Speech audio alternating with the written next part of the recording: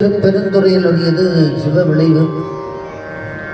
திருவடியை தலையில் வச்சா என்ன நடக்கும் அப்படிங்கிறது அங்கே தானே சொல்ல முடியும். அங்கே தானே திருவடியை வச்சு வேறு இடத்துல சொன்னால் சரியாக இருக்காது. அதனால் அந்த சிவ விளைவை அவர் நமக்கு அறிவுறுத்திய தலம் பெருமாள் தன்னுடைய திருவடியை வைத்து மணிவாசக பிறந்தையார் ஆட்கொண்ட தலம். நமக்கெல்லாம் சின்ன துறையெல்லாம் பத்தாது, பெரும் துறையாக இருந்தால் தான் நமக்கெல்லாம் போகிறது வழி கிடைக்கும் என்று நமக்கு பெருமானாகவே காட்டிச் செய்த அற்புதமான திருத்தலம்.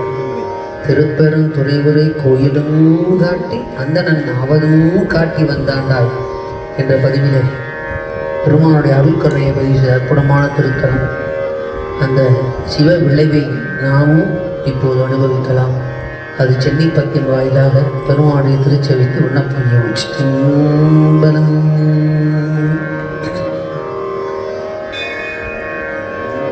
தேவதேவன் மெச்சேவகன்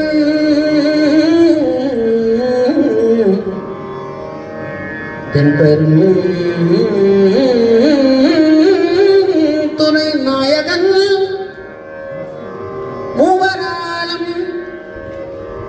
மூவராலம் மரியண்ணா முதலாய ஆனந்த மூர்த்தி.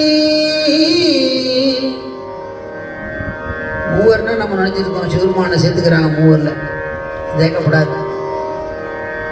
பிரம்மன் விஷ்ணு குருத்திரன் தான். நாம வழிபாடு பண்ற சாமி எல்லாத்துக்கும் மேல இருக்கும். மூவராலும் மரியம்னா முதல் ஆய ஆனந்த மூர்த்தியான் யாவராயினும் அன்பரந்தி அறியும்னா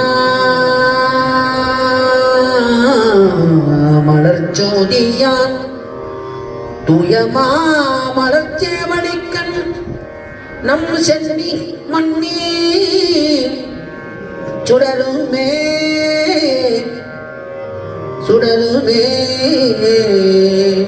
தூய மாமலர் சேவடிக்கள் நம் சென்னி மண்ணி சுடருமே.